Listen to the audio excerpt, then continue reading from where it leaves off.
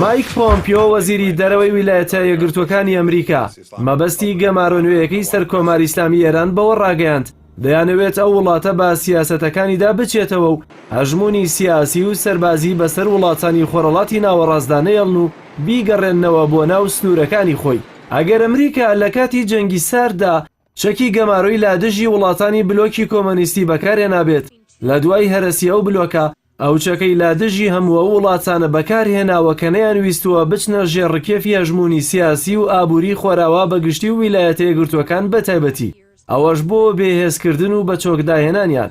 هەرچەندە تیمەکەی ترامپ لا کەسایەتیە تونڕەوەکانی پارێزگارە نوێیەکانی ئەو وڵاتە پێکدێن و پەیوەندیەکی زۆر بەهێزیان لەگەڵ لۆبی لایەنگری ئیسرائیلدا هەیە. تەنانەت جۆن بۆڵتۆن ڕاوێژکاری یاسایشی نەتۆ یەکگرتووەکانی ئەمریکا ساڵانە لە ئاهەنگەکانی ڕێکخراوی مجاهیدینی خەلقدا بەشداری کردووە و دوژمنایەتی خۆی بۆ کۆماری ئیسلامی ئێران نەشاردووەتەوە. بەڵام تا ئێستا ئاماژە بەوە نادەن کە بەرنامەی هێرشی سەربازیان بۆ سەرە وڵاتە هەبێت.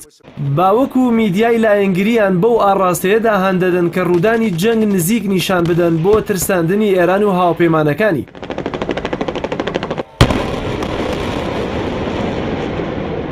بەڵام ویلایەتە یەکگرتووەکانی ئەمریکا وڵاتی دامەزراوەیە و لەسەر بنەمای ڕق و کینە سیاسەتەکانی بڕیار نادات، بەڵکو لەسەر بنەمای توانین و هەلومەرج و پلانی زانستی کار دەکات. بەتایبەتی بڕیاری جەنگ لەگەڵ وڵاتێکی وەکو ئێراندا پەیوەندی بە چەندین ڕەهەندی سیاسی و ئابووری و سەربازیەوە هەیە کە ئاماژەکان ئەوەمان پێ دەڵێن ئەمریکا تەنیا مەبەستی گوشاری ئابووری و ئامادەی جەنگ نییە. بەتایبەتی لە دوای ئەوەی 18 ساڵ بزوتنەوەی تالیبانی وەک گروپێکی تیرۆریستی ناساندبوو دەیان ئەندامی بردبوونە گوانتانامۆ و مامەڵەی دیلی جەنگیشی لەگەڵدانە دەکردن کەچی ئێستا لەگەڵ شاندێک گفتوگۆ دەکات کە زۆربەیان دیلەکانی گوانتانامۆن. ئەمریکا لە ساڵی 1992 لە سۆماڵ تێکشکا و بەبێ دەستکەوت چووە دەرەوە.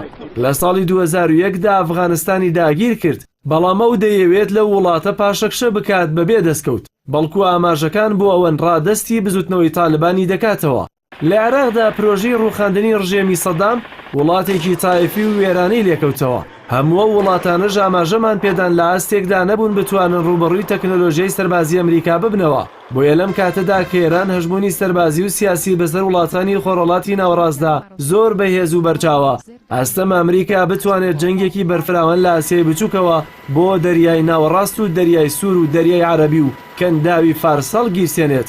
بەتایبەتی ئێران خاوەنی هەزاران موشکی بالستی و پێشکەوتووە و بنکەکانی ئەمریکا کە لە ناوچەکەدا لە مەودای موشەکەکانیدایە. ئابووری ناسانی ئەمریکاش ئەو ڕاستیە باش دەزانن داخستنی گەڕووی هورمۆز ئەگەر بۆ ماوەیەکی کەمیش بێت زیانی گەورە بە نرخی دۆلار دەگەیەنێت. بۆ پێی وەستانی ناردنی وزە بۆ وڵاتانی جیهان نرخی نەوت لە بەرامبەر دۆلاردا زۆر زیاتر دەکات.